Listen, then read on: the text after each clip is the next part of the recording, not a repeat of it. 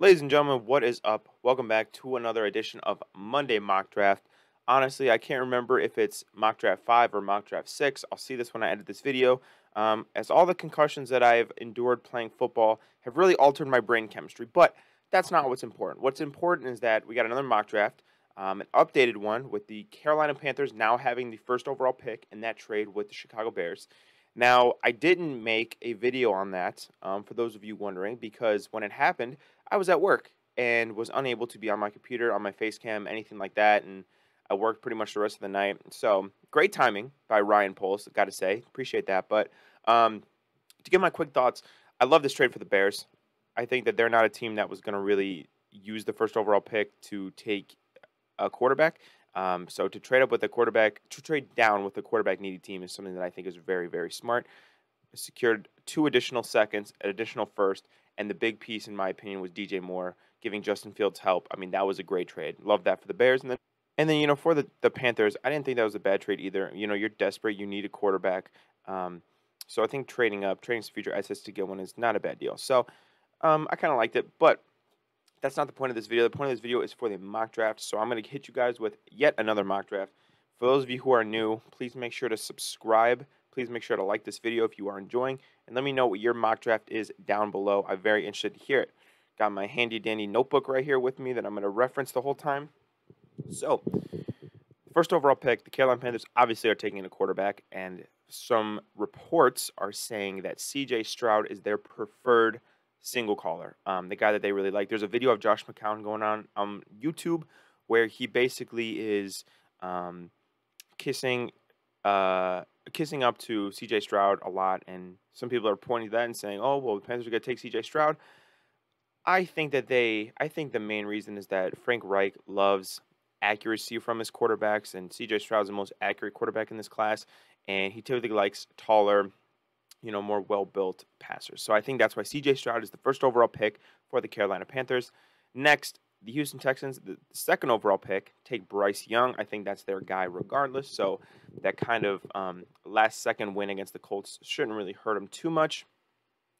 Next, Arizona sitting at number 3. I would not be surprised if Arizona trades out of number 3, kind of like what the Bears did to trade down with a quarterback-needy team. But if they stick it at 3, I'll have them taking Will Anderson, in my opinion, the best pass rusher in this draft class. Next, we got Indy at 4. Another team I think is going to take a quarterback.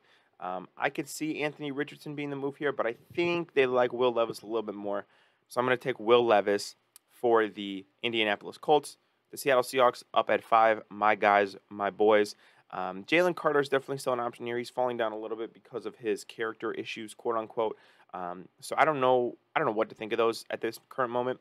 But assuming that there's still some red flags there, I think the Seahawks are going to go with a different pass rusher. They're going to go with Tyree Wilson out of Texas Tech. The defensive line is Seattle's biggest issue right now, and John Schneider, the GM, has made a point to say we're going to get more physical. We're going to get better at the front. So they're going to go with Tyree Wilson. Detroit Lions, they did just sign Cam Sutton to a 3-year deal for the corners. So to me, that points that they're going to try to increase their secondary. I think they're going to want to pair that veteran with a guy like Christian Gonzalez out of Oregon, who a lot of people see as the best corner in this draft. I don't necessarily think he's the best, but I think he's the most fluid athlete. So that's a very important trade, obviously, for corners. Next, we have the Las Vegas Raiders, who will now be led by Jimmy Garoppolo. Raiders fans, I'm sorry. But Jalen Carter, I think, is the move right here. Good value, at number 7. And I think that the Raiders, how do I put this bluntly, have not really given a fuck of character concerns for people, to be honest with you. So if you want an example, Richie Incognito. Look up Richie Incognito. That's the best I could tell you. So I think Jalen Carter won't get past the Raiders. Next, we have Atlanta at number 8. And Atlanta is creaming their pants right now because one Anthony Richardson is still available. They're going to take him at number 8, shore up the quarterback position. Then we have the Bears pick, who was originally the Panthers pick, at number 9. I considered, taking some O-line, maybe some D-line help here, but I think JSN is just such a good option here. You want to have good receivers for a long time. The Bears are going to get younger at receiver. Take his teammate from Ohio State. take that guy. So I like Jackson Smith and Jigba here for the Bears, even though I know they just traded for DJ Moore, and I know they just um, traded for Chase Claypool not too long ago as well. But I think that they are committed to giving as much weapons as possible to Justin Fields, and so I don't think that stops here. Um, Next, the Philadelphia Eagles at number 10.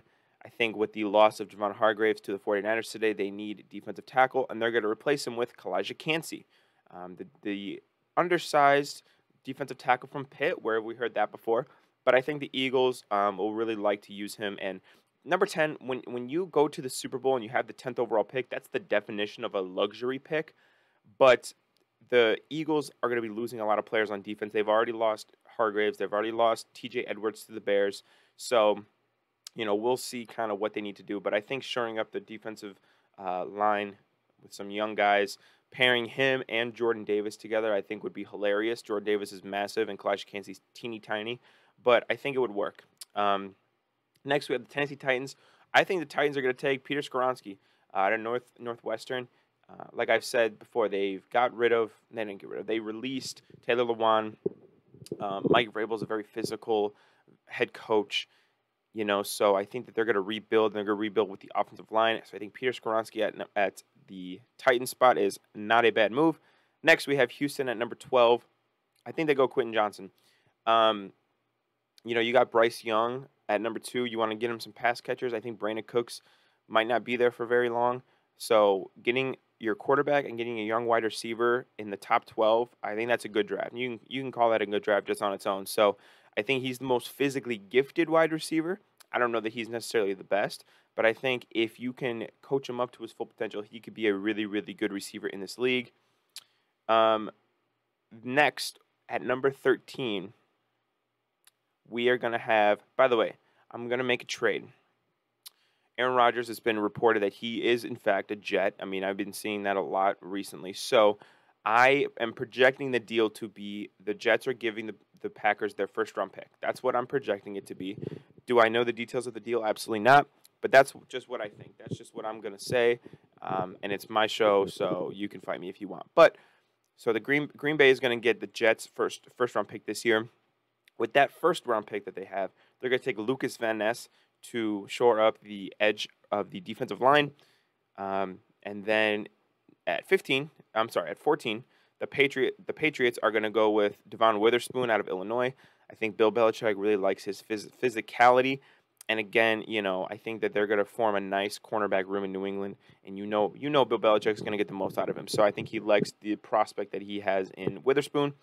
Next for Green Bay, I think Brian Branch is a really good pick right here. They had to bench. Was it Darnell Savage? They had to bench last year, I think, and then Adrian Amos. We don't know how long he's going to be there. So, pretty good pick, I think. It fills a big need for Green Bay down the line. And then if I've compared Brian Branch a lot to Jamal Adams.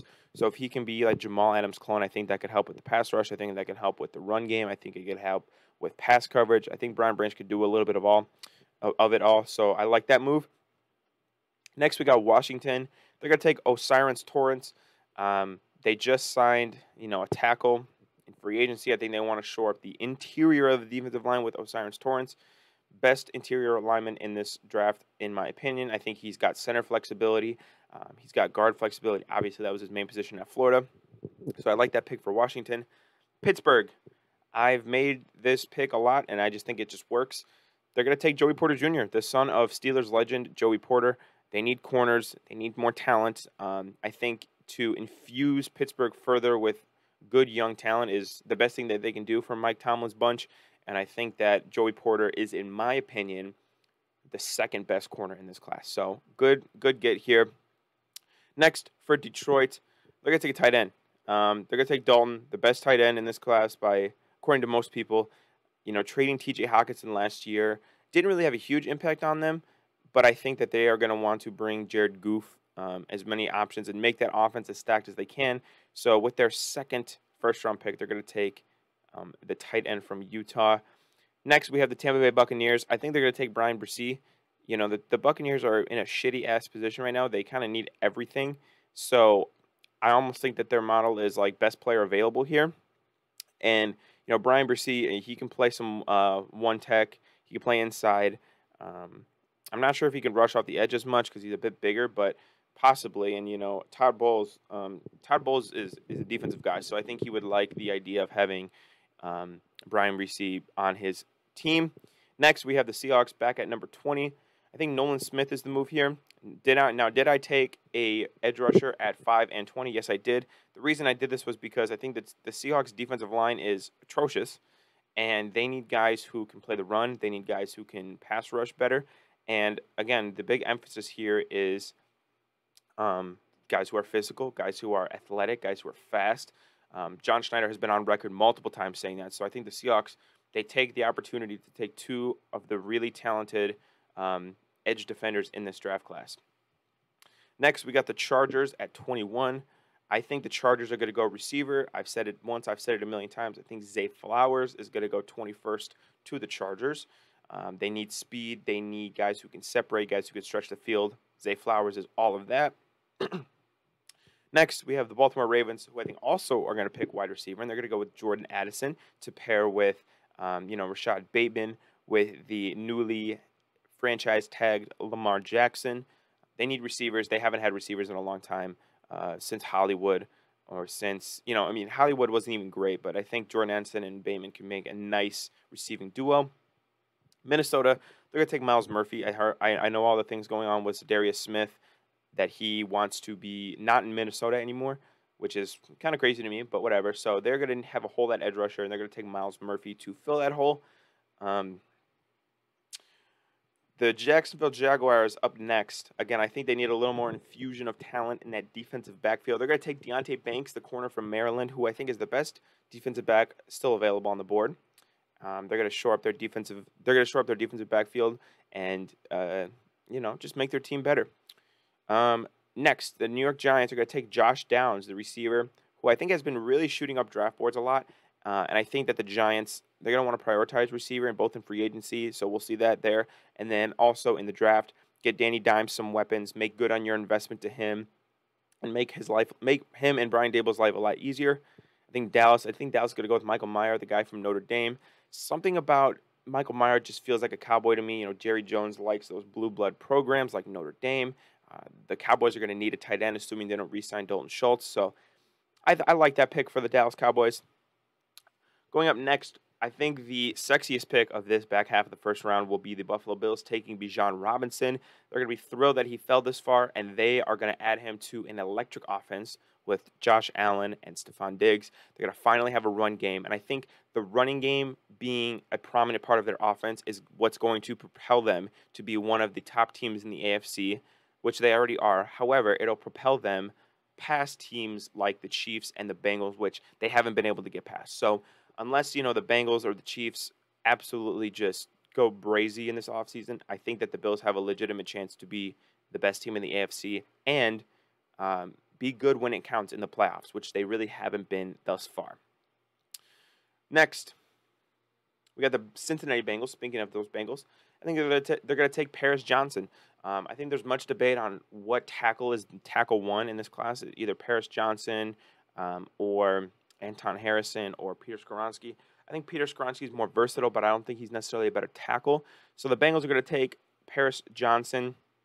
La'el Collins didn't really work out. He's still going to get paid, though, and I think Jonah Williams has proven that he's a okay left tackle, but I think you really want a great left tackle in this league and a guy who's going to be protecting Burrow's blind side. So I'm going to go ahead and take Paris Johnson for the Bengals. Next, we have New Orleans Saints taking Tanner McKee.